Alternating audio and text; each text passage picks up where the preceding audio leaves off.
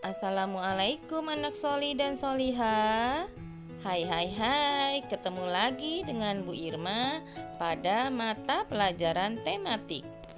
Hari ini Bu Irma akan mengajak kalian untuk mengunjungi tempat rekreasi. Kira-kira tempat rekreasi apa ya yang akan kita kunjungi? Nah, anak soli dan soliha, sebelum berangkat, sebaiknya kita berdoa dulu yuk. Bismillahirrahmanirrahim. Allahumma ftah lana hikmataka wansur alaina rahmataka min khazaini rahmatika ya arhamar rahimin. Rabbi zidni ilman warzuqni fahman. Allahumma la sahla illa ma ja'altahu sahla wa anta taj'alul hazna idza syi'ta sahla. Amin. Nah, anak soli dan soliha, sekarang sebaiknya kalian simak penjelasan berikut ini.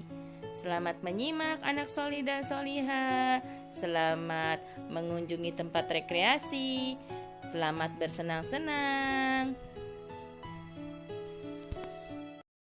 Assalamualaikum adik-adik, selamat pagi.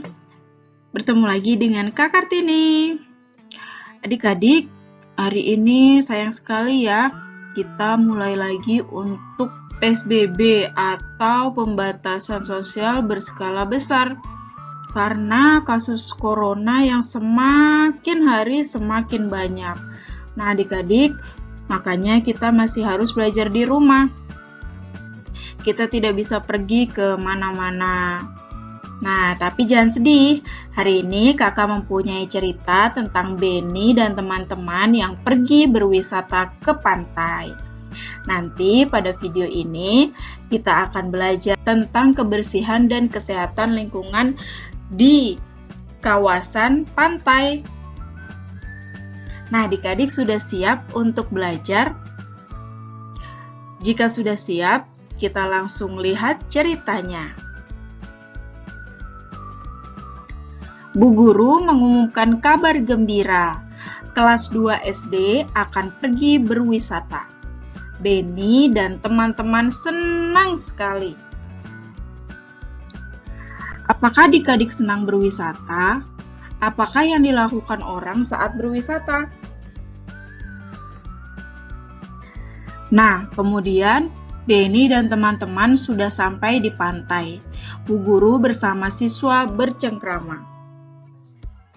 Bu Guru berkata, "Anak-anak, sekarang kita sudah di lingkungan pantai.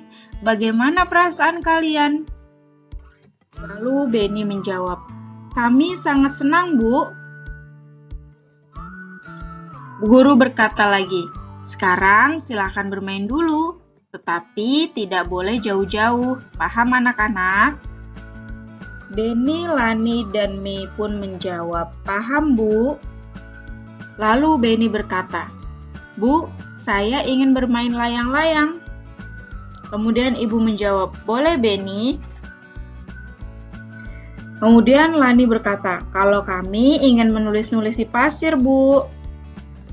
Kemudian ibu menjawab, "Silakan, tetapi ingat, jangan terlalu dekat dengan tepi pantai ya. Jika kita bermain di pantai, kita jangan terlalu dekat dengan tepi pantai ya, karena itu akan berbahaya jika ada ombak besar datang. Kita bisa bermain di tepi pantai dengan pengawasan orang dewasa atau orang tua kita." Lalu Mei menjawab, "Baik, Bu." Kemudian ibu guru berkata lagi, "Anak-anak, kita harus menjaga kebersihan lingkungan pantai ini ya. Caranya dengan tidak membuang sampah sembarangan, apalagi membuangnya ke laut." Kemudian Benny berkata, "Kenapa kita tidak boleh membuang sampah ke laut, Bu?" Lalu ibu menjawab, "Karena itu akan menyebabkan polusi air. Airnya akan menjadi kotor, kemudian hewan dan tumbuhan yang ada di dalam laut bisa sakit. Dan jika terus-menerus hidup di air kotor, hewan dan tumbuhan menjadi mati dan punah. Lalu Mei berkata, "Kasihan sekali. Tapi Bu, punah itu artinya apa?" Lalu ibu menjawab, "Punah itu artinya habis semua, tidak ada sisanya. Banyak binatang dan tumbuhan laut yang sudah mulai punah. Makanya kita harus menjaga agar tempat hidup mereka tetap bersih." Kemudian Lani berkata, "Tapi Bu, bukankah di pantai ini ada orang yang bertugas untuk membersihkan lingkungan?" Kemudian ibu menjawab, "Memang ada orang yang bertugas membersihkan lingkungan, Lani. Namun, menjaga kebersihan lingkungan tempat wisata seperti pantai ini merupakan tanggung jawab seluruh orang yang berada di pantai ini." Adik-adik, jadi jika kita pergi ke suatu tempat, kita adalah orang yang bertanggung jawab untuk membersihkan atau menjaga lingkungan itu, ya. Apalagi di tempat wisata, kita tidak boleh sembarangan untuk membuang sampah dan merusak kebersihan dan merusak tempatnya dengan membuang sampah sembarangan. Kemudian Lani menjawab, "Oh begitu, baiklah Bu, kami akan menjaga kebersihan lingkungan di sini." Bagus anak-anak, dengan menjaga kebersihan lingkungan, maka kita akan merasa nyaman untuk bermain dan berwisata di pantai ini. Jelas Ibu. Kemudian Lani menjawab, "Benar sekali Bu, kami sangat setuju." Nah adik-adik, tadi kita sudah melihat cerita tentang Beni, Bu Guru, Lani, dan Dayu yang bermain di tepi pantai. Bu Guru berpesan untuk tidak membuang sampah sembarangan, apalagi membuangnya ke laut. Dan Bu Guru juga berpesan agar tidak bermain di tepi pantai yang terlalu dekat. Nah, adik-adik, sekarang kita lihat di sini. Kita lihat di pantai ini banyak sekali sampah berserakan. Nah, mari kita bersihkan pantai ini dari sampah-sampah yang berserakan ya. Kotak hijau ini adalah untuk sampah dan ember ini adalah untuk benda-benda yang bisa kita gunakan untuk membuat hiasan. Mari kita mulai dari benda yang ini, yaitu buah apel yang sudah dimakan dan daging ayam yang sudah dimakan. Kira-kira tempatnya di tempat sampah atau di ember ya adik-adik? Kita lihat. Ya, harusnya benda-benda ini memang harus dibuang di tempat sampah. Kemudian yang kedua adalah kerang, kulit kerang. Nah, kerang ini sudah tidak ada kerangnya, tinggal kulitnya. Apakah harus dimasukkan ke tempat sampah atau ke ember? Kita lihat. Nah, dimasukkannya ke ember karena kerang ini bisa kita jadikan sebagai hiasan. Kemudian ini ada bintang laut. Kita lihat bintang laut masuk ke tempat sampah atau ember ya. Bintang laut juga masuk ke dalam ember. Kemudian ini ada kulit pisang. Kulit pisang masuk ke tempat sampah tentu saja. Kemudian ini ada sisa buah semangka yang sudah dimakan. Kita masukkan kemana ya? Ya, kita masukkan ke dalam tempat sampah. Kemudian ini ada kulit keong juga. Kita masukkan ke ember. Kemudian ini ada kaleng-kaleng bekas jus dan makanan dan cookies. Berarti kita masukkan ke tempat sampah. Dan yang terakhir ada juga adalah rumah-rumah keong ini. Kita masukkan ke ember. Nah, adik-adik, kita sudah mengelompokkan yang mana yang merupakan sampah yang harus dibuang di tempat sampah dan yang mana yang merupakan benda-benda yang bisa kita jadikan menjadi hiasan. Bagaimana membuat hiasan dari benda-benda ini? Kita lihat yuk. Nah, adik-adik, kerang-kerang yang tadi kita kumpulkan dari pantai bisa digunakan untuk membuat bingkai foto dengan kerang sebagai hiasannya. Contohnya seperti ini. Nah, kalian bisa perhatikan di sini bingkai foto ada bintang laut, ada rumah keong, ada kerang, dan ada benda-benda dari pantai yang tadi sudah dikumpulkan. Nah, ini juga ada lagi, sama, ada kulit kerang, ada rumah keong, ada bintang laut.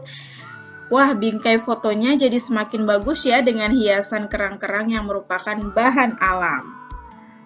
Nah, adik-adik, selain bahan alam yang digunakan untuk menghias foto yang ada di pantai, kita juga bisa membuat bingkai foto dengan menggunakan alat dan bahan yang ada di rumah ya.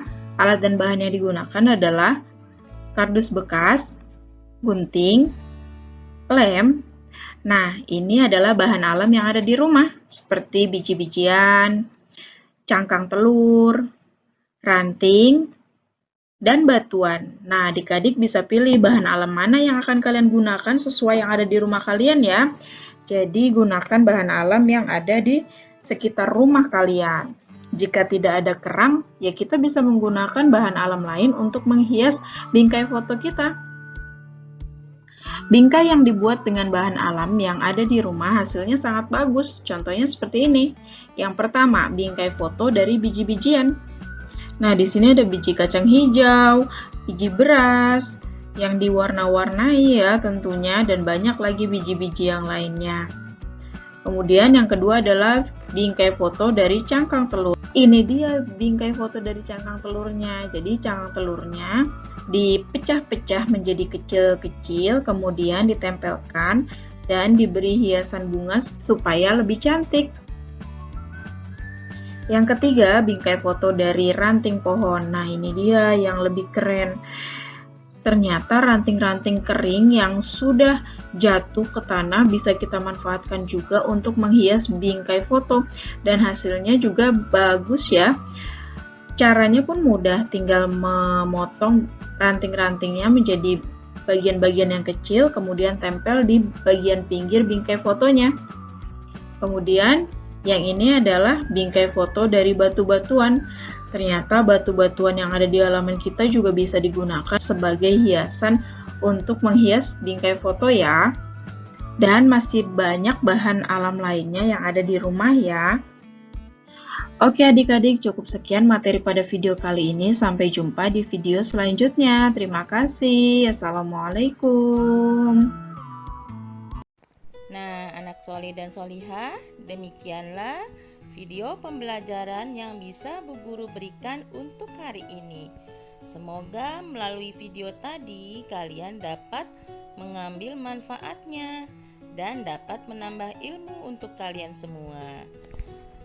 Tetap semangat belajar ya anak solih dan solihah. Sekarang marilah sama-sama kita akhiri belajar kita hari ini dengan mengucap hamdalah dan doa kafaratul majlis. Alhamdulillahi rabbil alamin. Subhanaka Allahumma wa bihamdika asyhadu an la ilaha illa anta astaghfiruka wa atubu ilaihi. Amin. Wassalamualaikum warahmatullahi wabarakatuh.